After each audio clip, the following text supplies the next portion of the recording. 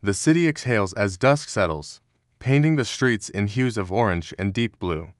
On a quiet corner, a woman stands alone, her face illuminated by the soft glow of her phone. She's dressed in simple, unassuming clothes: jeans, a plain t-shirt, a light jacket. Nothing about her screams for attention. The world around her is a gentle hum of distant traffic and the first whispers of nightlife. Then, the calm is shattered. Flashing red and blue lights slice through the twilight, washing over the brick facade of the building behind her. A police cruiser pulls up to the curb. Two officers step out, their expressions firm, their movements practiced. They approach her, their posture immediately establishing a clear dynamic. One of them speaks, the words polite but carrying the weight of authority. They're responding to a call about suspicious activity, someone loitering. She looks up from her phone, her expression unreadable. There's no surprise, no fear, no indignation, just a quiet observation.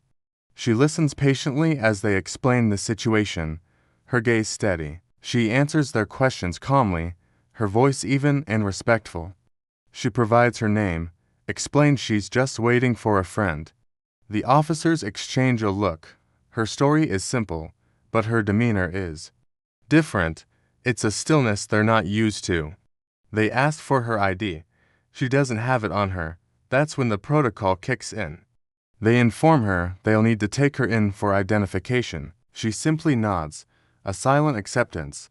As one officer moves behind her, the metallic click of handcuffs echoes in the now silent street. A few passers-by have stopped, their phones held up, whispering among themselves, filming the quiet drama. They see a routine arrest, a woman caught in the wrong place at the wrong time. Her face remains a mask of composure, almost as if she's an observer in her own story.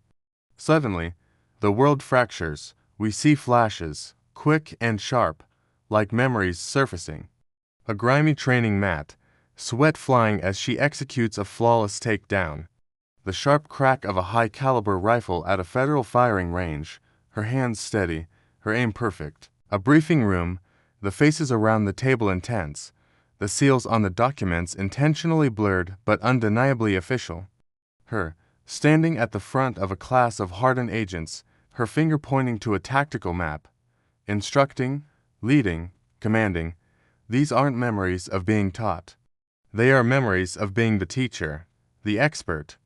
Back on the street, a supervisor's car rolls up. A senior officer with tired eyes and a sergeant's stripes gets out, walking toward the scene to assess. As he approaches, his radio crackles to life. He listens, his brow furrowing. He glances at the woman in cuffs, then back at the junior officers. He speaks into his radio, confirming a name. A long pause follows. The entire atmosphere shifts. The tension doesn't break, it transforms. The air becomes heavy with a new kind of silence, one filled with dawning realization and a touch of awe. The supervisor walks directly to the woman. He speaks to her, his voice low, filled with a deference that wasn't there a moment ago. He signals to the arresting officer. The handcuffs are quickly, almost reverently, unlocked. The clicking sound is softer this time, a sound of release. The whispers from the crowd die down as they sense the change. The junior officers stand frozen, their faces a mixture of confusion and embarrassment. The supervisor offers a quiet, formal apology. The woman simply rubs her wrists, a small, human gesture in the midst of this silent upheaval. She looks at the young officers, not with anger or superiority, but with a surprising empathy. She gives them a small, tight smile and a slight nod. "You were just doing your job," she says, her voice still calm, still even. "Thank you for your service," and with that, she turns and walks away, melting back into the deepening shadows of the city night. She doesn't look back. She doesn't need to. The street corner is left in a state of quiet bewilderment, under the silent, pulsing police lights. True authority doesn't need to be announced. It's simply recognized. Thanks for watching.